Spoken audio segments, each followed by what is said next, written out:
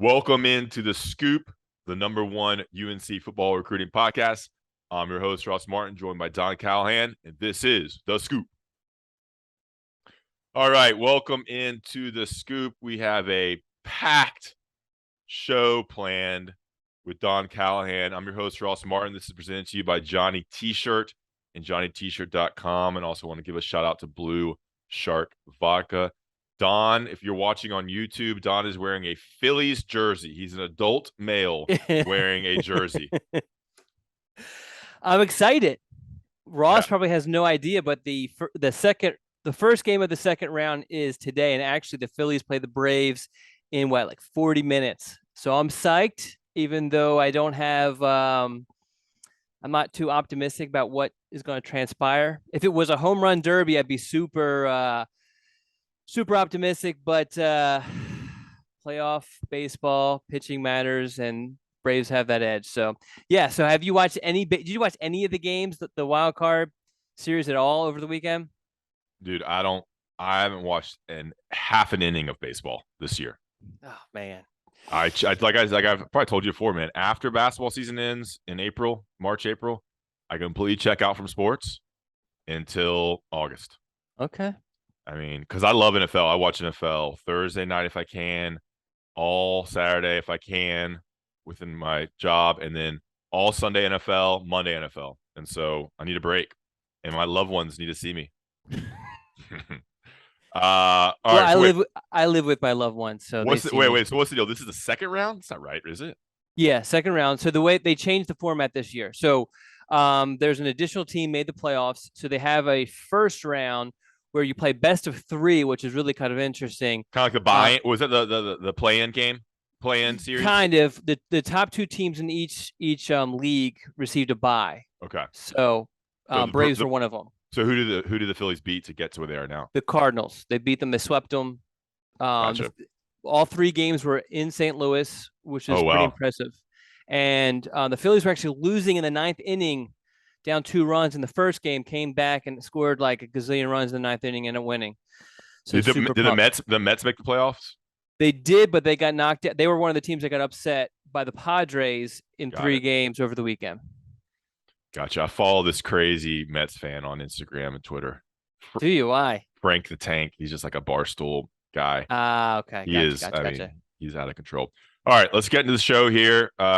Guys, make sure you rate, review, and subscribe to the Inside Carolina podcast, and hit the subscribe button on Inside Carolina on YouTube. We're doing a lot more stuff on YouTube, including going live. At some point, we're gonna do a live Don Callahan, Ross Martin Scoop, show. But right now, we are just recording. It's Monday, right afternoon, 12 p.m. Don's getting ready for the Phillies game. We've got about a 40-minute show here. We'll touch on some things, touch on some team stuff, some recruiting updates, maybe some lifestyle stuff between me and Don, and we'll get out of here, guys. It's a fun, loose show. No commitments, no big news, no crazy, deep, dark discussions. Just good old football recruiting talk like we love. I'm buttoning my top couple buttons for this. Yeah. Did you see me getting destroyed on Twitter this week? No, why? Yesterday? We'll talk about it. Oh, yeah, let's talk about that because I love go ahead. Anytime someone sends me like a Ross being destroyed tweet, I eat it up. Well, all the comments. I don't think it's really me getting destroyed because it's something I would never back down from. A lot of people are pissed off, but a lot of people... is it the I think I saw it. I think I did see it. The Matt Rule wrinkled khakis. Yes, yes. You said has some respect, has some GD respect. Was that what people were mad about? Nah, people were just mad about me, I guess, commenting on someone's appearance. We'll talk about it at the end. Yeah, let's talk about it. A lot of people come out to support me too. I think there's a silent majority that agrees with me. It's just the idiots that are loud that are they're saying some mean things to me. One dude threatened me, threatened to fight me. Really? Oh yeah. Threatened to fight you? He knows who he is. Yeah, I haven't blocked, but someone sent me the tweet. I mean, guy's an idiot. All right. Okay, let's get into it. A little kind of housekeeping in terms of what we're going to talk about today. Pull it up here. I sent to you, didn't I, Don? Yeah. You did. Wait. Okay. I got it. Okay. Okay. Here we go. 2 new offers out for UNC targets in the 2023 class. Let's touch on them. Braden Hillman intro him, Don, as I pull up his profile. Go ahead.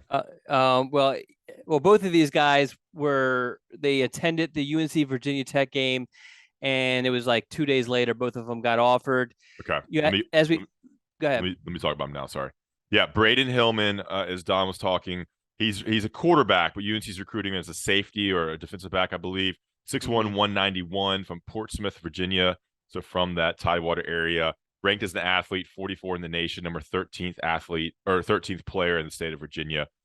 So he visited UNC Virginia Tech game. Go ahead on Braden Hillman, Don. Yeah, so I haven't had a chance to really talk to him. We've exchanged some text messages, and I've talked to a bunch of different sources who have talked to him and that sort of thing. So I don't have a full grasp on what's going on here. He's taken an official visit to, or let me take a step back. All right, as you mentioned, quarterback, that's what he's listed as and everything. He came into the season having only played quarterback in high school games, had 2 FCS offers.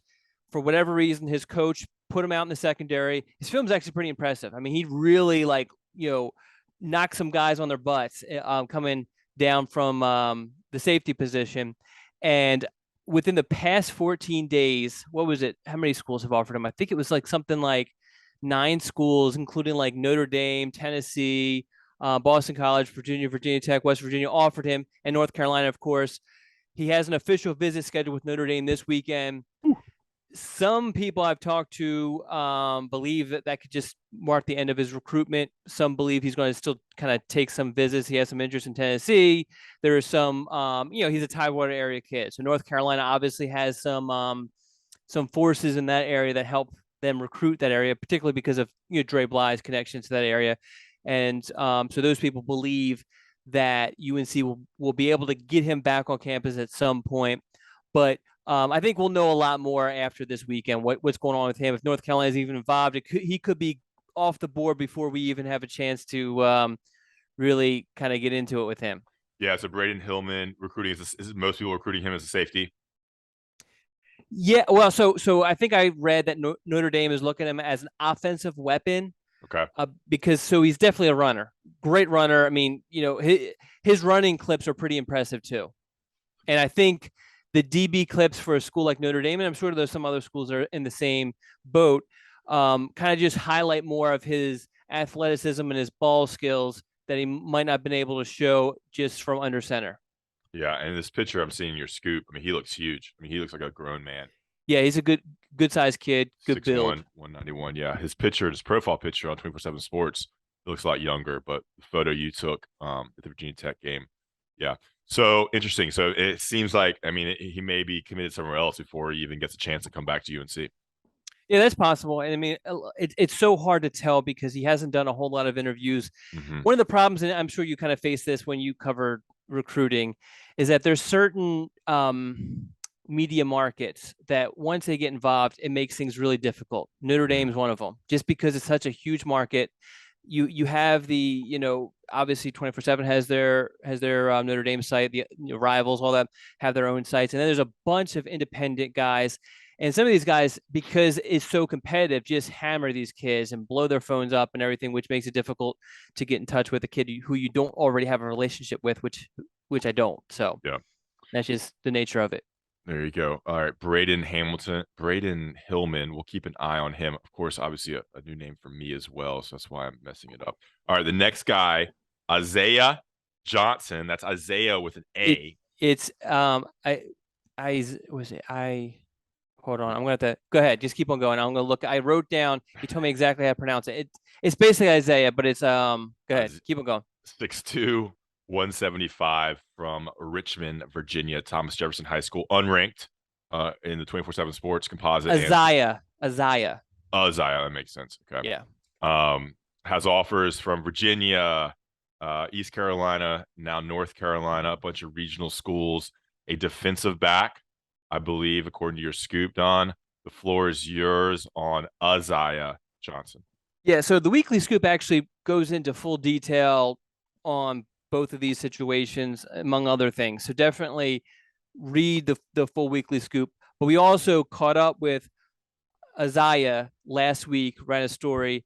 That was, at that point, North Carolina was the only Power 5 school that had, or only FBS school to have offered him, but he has since picked up a bunch within that. So that's just a week's time. But he's another kid who, so his situation is a little bit different, to where he played as a DB last season, and then this season, he was featured more as a wide receiver and a return man, and his stats are just unreal. I mean, he doesn't play against the greatest competition, but against any competition, his numbers are just ridiculous. North Carolina took notice. Some other schools took notice. They're actually recruiting him as strictly an athlete. And in particular, the staff really likes the fact that he's just a really good return man. And there is a possibility he could be a wide receiver at North Carolina if he were to go to North Carolina. Obviously, North Carolina has a need at DB. So if that works out, that would be beneficial for North Carolina too. But I wouldn't throw him into the DB category. I would just, he spent equal time with Lonnie Galloway and Charlton Warren. Dre Bly. Dre Bly. Oh, and he also talked to Charlton Warren, but with Dre Bly when he visited North Carolina for the Virginia Tech game. All right, yeah, and the offers came in October 4th, North Carolina. Virginia Tech offered the next day. The next day, Towson offered East Carolina, and then Virginia for the Commonwealth product out of Richmond, Isaiah Johnson. Good stuff there. Yeah, I mean, get more speed on the field, get more athletes, and develop them. And there we go. All right, any more on those two guys? We have a lot more in the weekly scoop, but we gave a pretty good Cliff Notes version, okay. I think. Yeah, so UNC right now has 19 commitments in the 2023 class. Let's touch on one more guy that we update on. Aiden Duncanson, the East Carolina commit, a safety, 6'2", 185 out of Whitfield Academy in Mableton, Georgia. He is high school teammates with Caleb LaValle. LaValle. All right, good to know there. He's visited UNC, and he visited UNC, yesterday and today, right? Monday and Tuesday of this week. Yeah. So if you've been following this, both him and Ty Adams were originally committed to ECU, both of them. And then UNC offered in the middle of August. Both of them visited for the season opener. And Ty Adams just needed an official visit, which was for was that the I guess it was Notre Dame game. And then he committed during that official visit. With and I mentioned this before in prior weekly scoops, is that Aiden is going to take a more methodical approach, not rush into anything with this decision to switch. And so this is kind of part of that. When he visited for the opener, his dad came with him. It was important for him to get his mom on campus. And because of her schedule, the weekends didn't work, but they were able to make the visit during this week.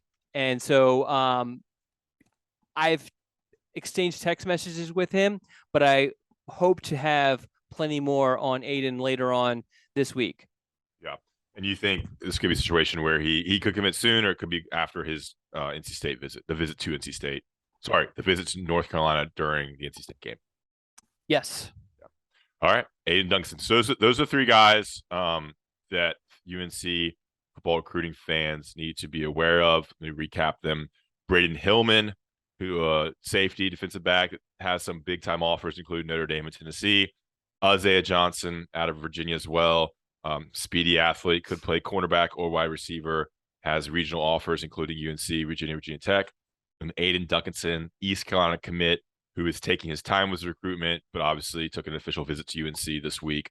I actually saw him in the facility, kind of doing Don's job for him on Monday after press conferences. Saw him, and what did you observe? I'm curious because I always like the little anecdote stuff. Yeah, so Adam Smith, UNC's new lead beat writer, I actually saw him, and because I had to go back to the office to upload videos. I came back and I saw him again.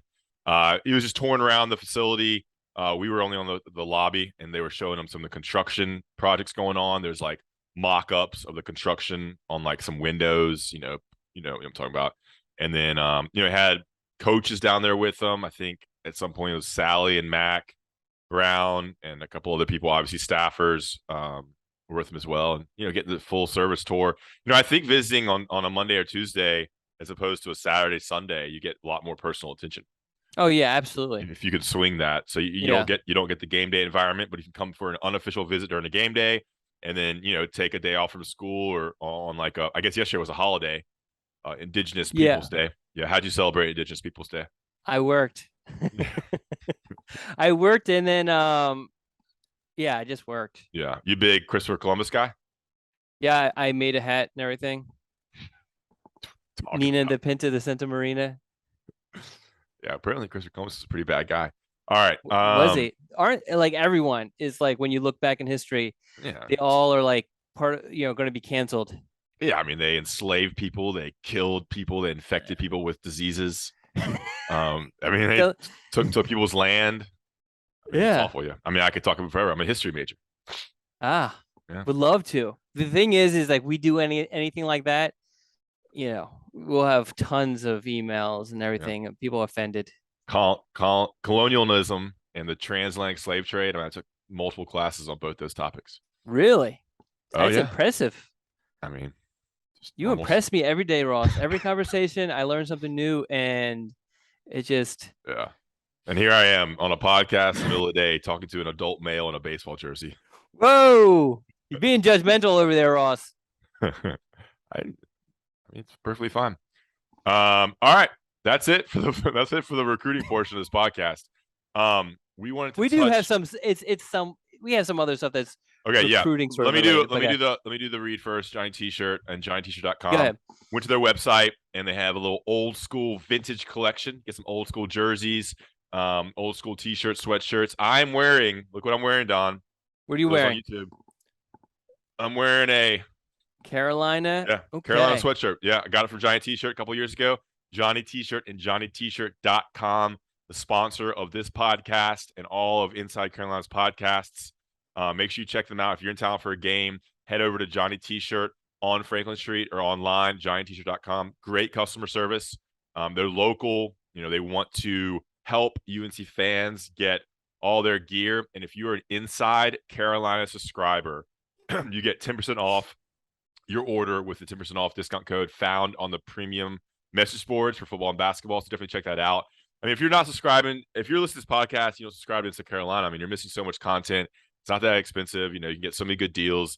It comes out to less than $10 a month, and you get every day you get premium content. And the message board is where it goes down. I mean, you can stay on those message boards for hours just reading people's comments.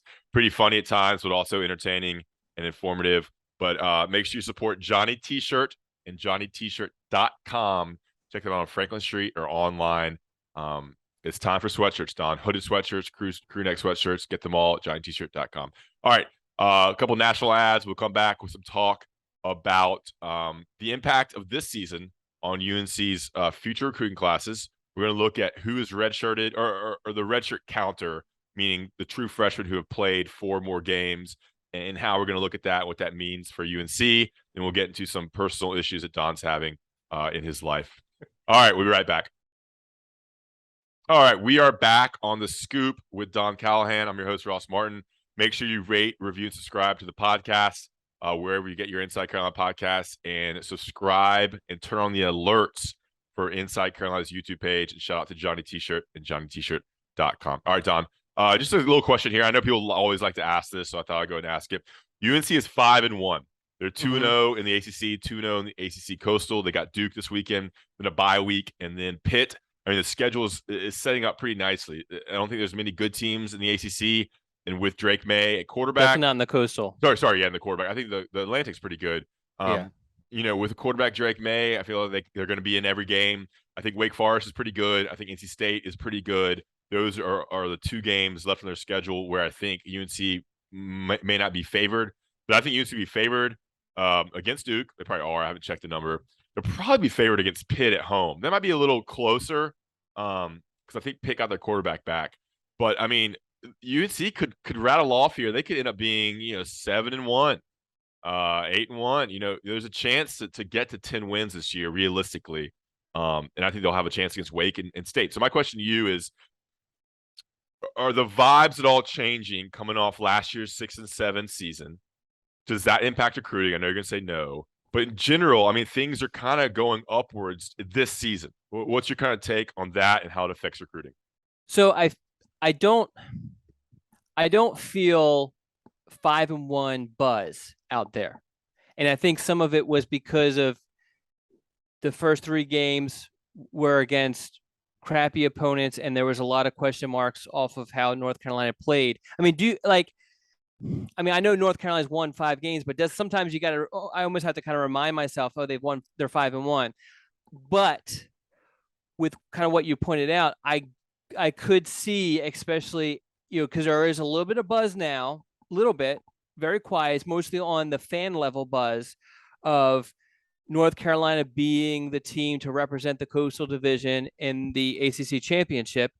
I think as that buzz grows to the point where it escapes the fan level and gets more out to the recruits and the high school coaches and the masses, that is going to affect things, especially if North Carolina does play in the ACC Championship, because that's, when you're playing in the championship game, you're one of the few games that weekend, and that obviously helps, with the brand and getting the recognition out there, and puts basically Mac Brown's what he's been selling back on track. Yeah.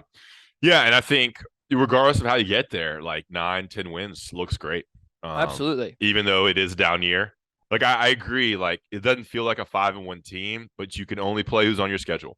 And this is the last year in the divisions, and the Coastal is pretty bad. Well, I think though, if North Carolina would have stomped Florida A&M, stomped or didn't almost lose to App State and stomped Georgia State. Yeah. No, I agree. Think it would feel different. I think if it was more competitive against Notre Dame, it would have been different. Yeah, I think there are still some questions, but 2 solid wins over Virginia Tech and Miami. I think Miami's not going to be not awful.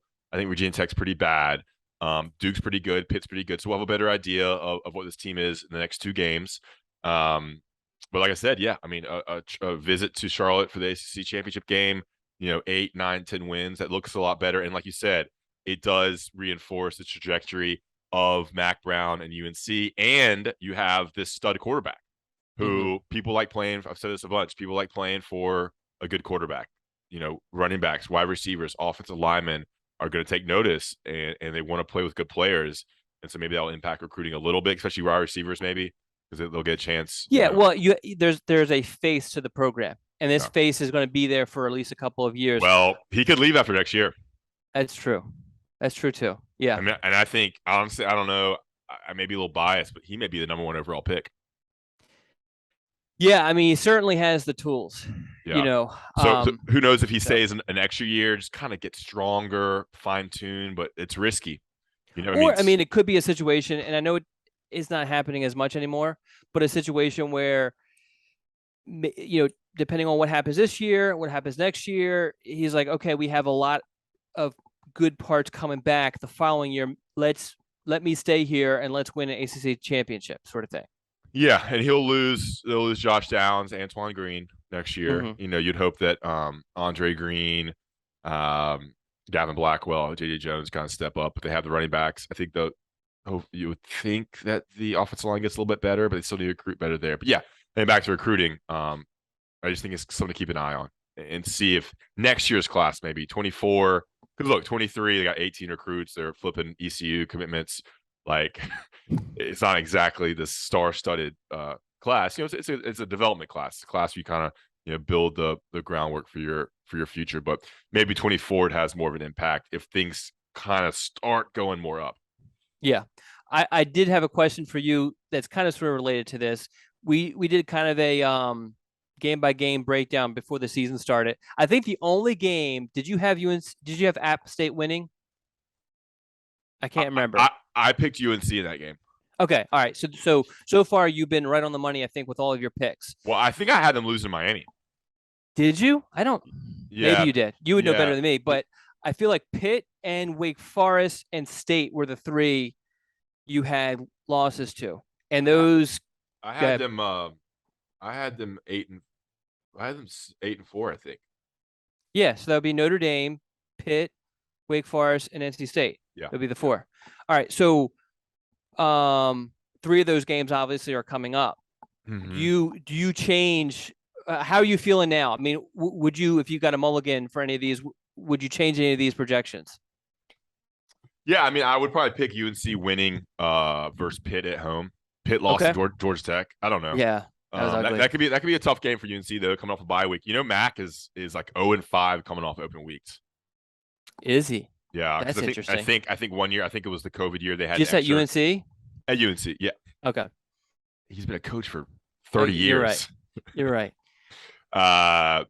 So yeah, actually, 2 bye weeks this season, so 2 shots at it. But Notre Dame game was a loss, and I think during the COVID year they had an extra bye week or something like that. So he had 2 bye weeks. So open weeks, he's 0-5.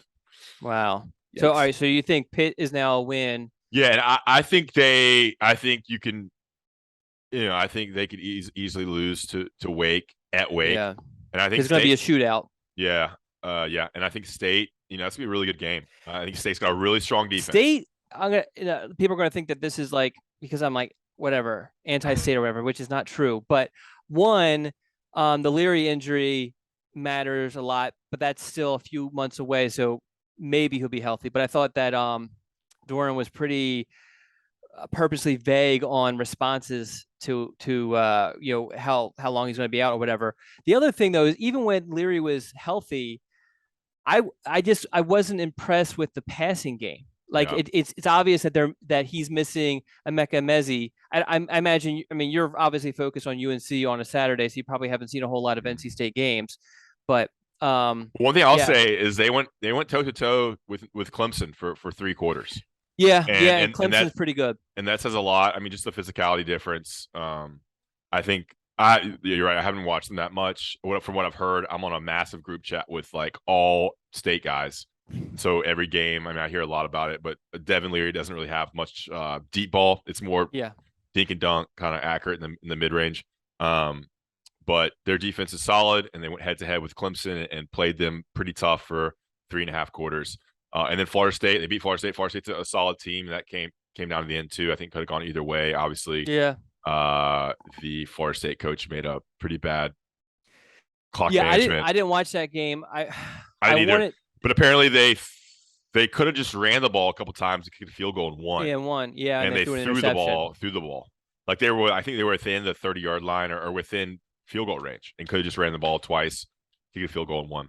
Yeah, but they didn't have Leary for most of that game, so that's a big part of it. And from what I've heard and read, is that NC State basically ran every single time, including with their backup quarterback. So I mean, that's part of it too. Yeah. So yeah. Okay. I guess we'll have to see how NC State looks coming up. There you go. All right. Sorry, got people messaging me on Slack. All right. Let me actually respond to this real quick on pod. Oh boy. What's our? I'll start getting into our next topic. Here we are. I got it. All right. So red shirts. Don puts this at the end of every weekly scoop for premium subscribers. It's tracking the games the true freshmen have played. So these 7 players have burned their red shirt. Remember, you get 4 games to play, and then you have to decide if you want to. Then the coaches decide whether you keep playing and you're not redshirting, or you stop after 4 games and then you redshirt the rest of the season, or however it works out. So 5 or more games. This is the players who have burned their red shirt. DB Marcus Allen, linebacker Deuce Caldwell, running back Amari Hampton, defensive lineman Malachi Hamrick, defensive back Will Hardy, running back George Pettaway, and defensive lineman Travis Shaw. Are you surprised at all with that list, given their recruiting caliber and projection? So if I had to project before the season, my list wouldn't match this. Mm-hmm. But I've been doing this forever, and I've learned that you can't predict this, and the rankings do not help you. And that's why, if you remember, we got, we talked about it a year ago, because you had Travis Shaw, you had Zach Rice, and you had Andre Green, and we talked about whether they're going to play or not. And particularly with Zach Rice, I was saying, look, offensive linemen, they typically don't play a whole lot as true freshmen. It's nothing against Zach Rice. He has all the talent in the world, but they just typically don't. I thought Andre Green would play a little bit. I know he's played 4 games, so he's right on the border. Yeah, he's had some injury stuff. Back spasms per source. So we'll see about that. And that's part of it too. Yeah. So let me go through this list. I mean, what's crazy is Malachi Hamrick and Will Hardy are playing a lot of snaps in UNC's dime package. Mm-hmm. So that's, every couple series on third and long, fourth and long, they come in and Malcolm Hamrick's the pass rusher. Will Hardy comes in as the sixth defensive back. They take Power Eccles out. And so they're getting plenty of snaps. Obviously, Hampton and Petaway. Hampton's become kind of UNC's second back.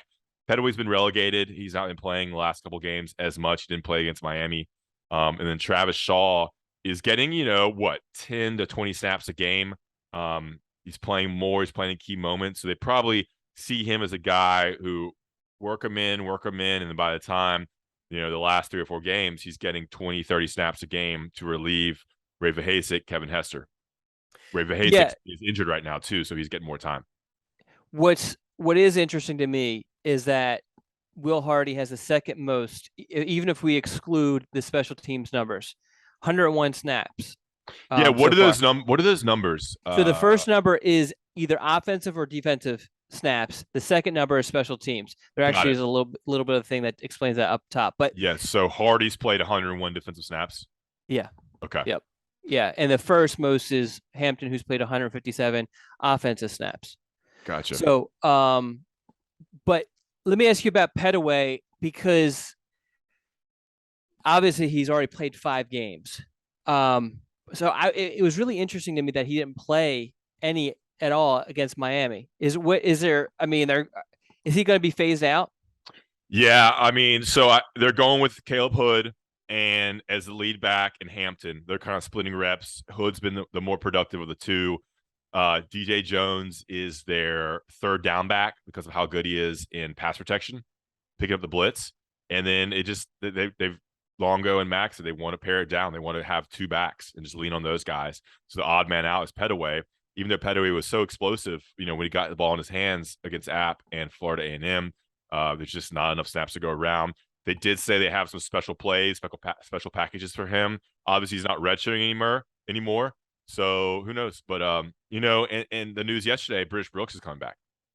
Yeah, I thought that was interesting. So it's gonna be a load. No one's graduating. It's gonna be a loaded running back room. So the topic of transferring is gonna come into play for some of these people. Elijah Green, friend of the program, former Scoop guest, DJ Jones. Some of these guys, you only get to play in college once. So, there might be some transfers. All right, let's move on here. So, well, one more thing. I have a hindsight is 2020 guy. Marcus Allen. He obviously burnt his red shirt. Just 30 snaps on defense, 50 on special teams. But he played at the highest level in Georgia, and probably I think that at least on our side of the country, that area of that greater Atlanta area is probably the most competitive area when it comes to high school football, most advanced area when it comes to passing and all that sort of stuff. And he played a ton the last few years at cornerback at one of the top programs. So I think in hindsight, I probably should have saw it that he'd be a guy who would be a strong candidate to play as much as he's playing. You blew it there. I did. I'm sorry. Well, look, he's only played 30 snaps on defense, and I think most of those came against Florida A&M. So I don't think he's okay. We haven't seen him on the field much at cornerback since. Gotcha. And look, a lot of special teams. Yeah, 50 special teams, so they're getting in there. That's good. Deuce Caldwell, only 11 snaps on defense. UNC's thin there. They roll with Power Eccles and Cedric Gray because Ra-Ra's been out, and Sebastian Cheeks is out for the season. So Caldwell and Jake Harkleroad are the next 2 linebackers up right now as Dilworth comes back from injury. But other than that, you're seeing Shaw a lot, Hardy a lot, Hamrick a lot, and Hampton a lot.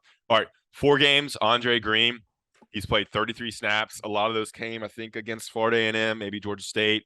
Again, dealing with injuries. It'll be interesting to see if he redshirts. That'd be very interesting. Even in the last game, they only played 4 wide receivers. They played J.J. Jones, Josh Downs, Antoine Green, Blackwell. And no, Blackwell did not play the last game. Who am I missing? Missing someone. I'll look it up. But they only played 4. Who am I missing? Interesting. Who's the other guy? I don't know. I'm missing someone. Antoine Green, Josh Downs, J.J. Jones, and God, someone's yelling at me right now. I gotta look it up. But so yeah, there's guys ahead of him that are just playing more. And then 3 games, Sebastian Cheeks out for the season. He'll redshirt. 2 games, Tyshawn Chapman and Zach Rice. You would think that they redshirt. You know, unless there's another blowout and Zach Rice can play more. I don't know if you'll see Zach Rice. They're sticking with these 5 offensive linemen. They just don't rotate a lot on that side of the ball. And then 1 game, Travion Green, and then no games. And you would think just because these guys have not played any against Florida A&M or Georgia State, Bo Atkinson, Connor Harold, Tayon Holloway, Bryson Jennings, and Justin Kunyuk. And I don't think any of those are super surprising. You know, Bo Atkinson, he looked physically ready. So did Jennings. Yeah. I thought Jennings would get some rep. Yeah, I figured he would redshirt, but I figured he'd get some snaps by now. Yeah, it's just loaded on defensive end. Like, I'm surprised Hamrick's playing ahead of those guys, but they must love Hamrick's ability to Yeah, he was a playmaker in high school. It was just all about physically was the question mark with him. Yeah. All right, I misspoke. Wide receivers, here they are.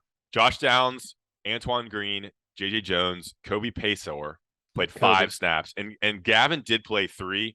I looked at that earlier and he was not on there, so that must have been an edit later on. I swear I looked at that Sunday morning and he was not on there. All right. We good on We believe you, Ross. We believe you. We good on red shirts?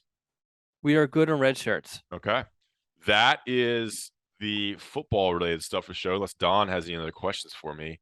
You know, at Duke on Saturday, big game. UNC could be 6-1 and eligible for a bowl.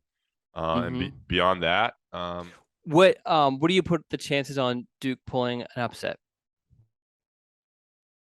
I mean, I don't know, man. I mean, they could UNC, dude. I've followed UNC football a long time. They always disappoint.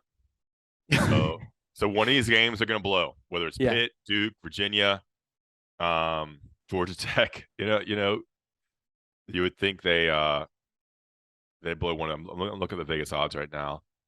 It was I think 7 or 6.5, something like that. Okay, yeah. Might have moved up to. Look, I'm kind of impressed with Mike Elko. Yes, I agree. You know, obviously maybe that roster wasn't as bad as we thought, but well, he's done a good job with the defense, and then that quarterback that they have is, I mean, he's a little bit of a YOLO sort of passer, but which gives some opportunities for North Carolina to get some interceptions. But yeah, he's done some good things. They didn't look all that great against who they play this past weekend, because I watched some of that. They lost to Georgia. That's right, in overtime. They lost to Georgia Tech in overtime. Yeah. So. Yeah. Yeah, I'm looking at here. UNC is a 7-point favorite. That's a touchdown for those at home. All right. Any updates on the refrigerator before we get out of here? Yeah, so guy came last week. I think it was last week, a week ago, and put in the part that he put in before that didn't work, and fridge wasn't working. So they're ordering another part, and he just kind of laid it out to us that they're just going to constantly throw parts at it until it works. You know, the issue is that it's under warranty, so we're not paying for anything other than the fact that we got to wait forever to get it fixed. So we have, and you called me last night while we were doing some of it. We have decided we're just going to get a new freaking refrigerator. It's just, it is crazy. Will the warranty cover that? I don't think so. My wife's going to fight with them, but they're not going to. What are they? They have no obligation to do anything. So, gosh, you've been without a fridge and a freezer. Yeah, we just use. Let me see if I can show you. That's unbelievable. Family of 4. That right there. That blows my mind. Yeah. So a lot of everyday shopping and eating out. Well, so the other part of it is that has a little freezer in there, but it doesn't keep it as cold. Well, it does, but it's one of those I guess old school where the freezers you just get the frost. And so it has a ton of frost in there, mostly because the kids, I think, leave it open sometimes. And so I've been trying to get the freaking frost out of there.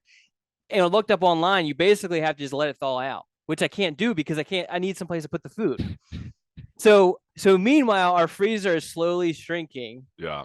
It sucks. Do you wish, it's been 2 months now, hasn't it? I know. But it's one of those things where it's like, well, just one more week. But then it ends up being, no, just one more week. Do you wish you had just bitten the bullet and gotten a refrigerator from the very beginning?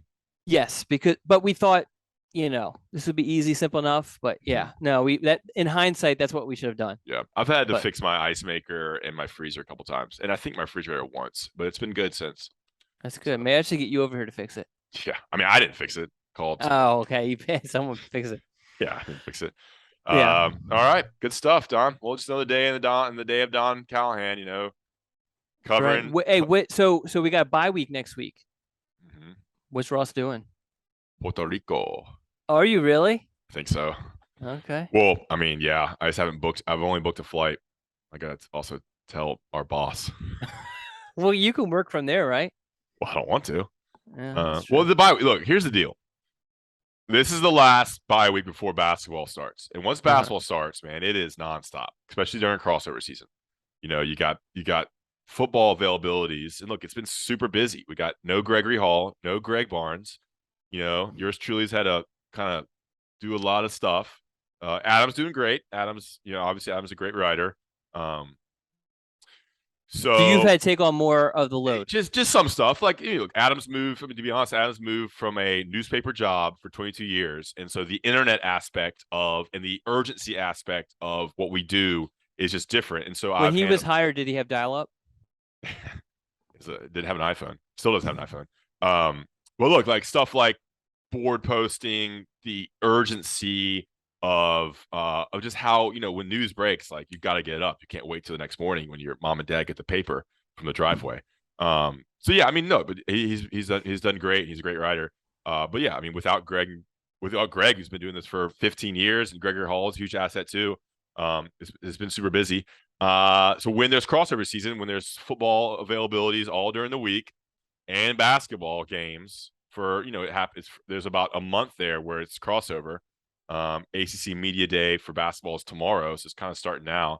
It's super busy, so we have a bye week. And look, bye week for football, there's no availabilities. There's not really much to write on, so I'm gonna go to Puerto Rico for Wednesday to Saturday, Okay. by myself. By yourself. Yeah, yeah. You could have asked if I was available. You want to come? I can't. Yeah, we'll put a Once pillow. We'll do a twin bed. Put a pillow down the middle. we once I get my kids out of high school, maybe we could change all that. I'm so incredibly uh my weekends and weekdays are all incredibly busy. Woke up this morning to lift, although I didn't lift, but I brought someone to lift. Oh, your daughter. I just yeah. And then yeah, What'd you it's what'd just you what'd you do? Go get it. I rode the bike for my 20 minutes, 5 miles, and then afterwards went to the side and worked on the weekly scoop. There How we to go. get that ready. You know what I mean? It's all about consistency with working out. That's right. So so her routine has made it easier for me to keep a routine for myself. There you go. So I only do it 3 times a week. I know I have to do it more, but at least it's better than nothing because there's a lot of weeks where I don't do anything. So, you know. Okay. All right. That's gonna be it for us. Appreciate y'all listening to the Scoop, brought to you by Johnny T-Shirt. When are you going to Charlotte? JohnnyT-shirt.com. I am taking the train tomorrow. The train. Mm-hmm. Why the train? So I've done it once, and there's a couple of reasons why. So I mean, driving, you have to pay attention. You're Yeah. driving. You can't be on your phone. You can't be working. And then you have to worry about parking, and it's bad for the environment because the train's already going there. Yeah. So you're not taking your car. Wear and tear in your car. Look, we get reimbursed for mileage, so no issue there. But parking can kind of be an issue. You have to park. Well, you're downtown. Weston, yes. You take you're parking, a couple blocks from there. You pay for that. So mileage plus parking, it's way more expensive than taking a train. Train is $20 from Burlington. So I'm gonna drive to Burlington, park my car. I think the train leaves like 7:45. Gets me there at 9:40. So you won't need a car once you're there. No, I'll walk or take an Uber to the Weston Hotel. Gotcha. And what, 5 minute, $10 Uber. And UNC doesn't go into the afternoon, so there's no really rush to be there. So I'll get there at 10 o'clock and then work, media availability with basketball players and Hubert Davis, work, and then catch the train back at like 7. And then get back to Burlington around 8:45 and drive back to Chapel Hill. So we'll see. We'll see how it works. Hopefully, Yeah, look, so I'm there's gonna be no traffic either. Like, who knows? yeah. There could be a wreck, and that always sucks. I got to go down to Charlotte. I will not be taking a train, but I have to go to 3 high schools, and they're all like You can't. north. Yeah. Yeah, north Charlotte. So we won't cross paths. I won't be going anywhere near downtown. So Yeah, I mean, this is a one stop and out. no, I love it. And you can. Yeah. How long's the train? Choo. How long's the train ride? It's a little longer. It's like 2 hours from Burlington, which But was that's still 2 hours. I'm assuming you'd be able to work, obviously. yeah, that's the plan. Gonna put on my hotspot and just Yeah. do some stuff. And so No, that's a great idea. I mean, if I could, I just need to go to different yeah. places, so I need a car. So, but I would love that because Choo, choo. I always think about how much time I'm wasting Mhm. driving. Exactly. That's you my know? mindset. Yeah. So, All right, Donnie. It's been All right, real, well- guys. Thanks for listening. Rate, review, subscribe. Anything else, Don? nope. You All be right. safe on the train. Shout out to John. Hope it doesn't get hijacked. Shout out to John Seeley for producing this podcast, and we will check you out next time. Appreciate it.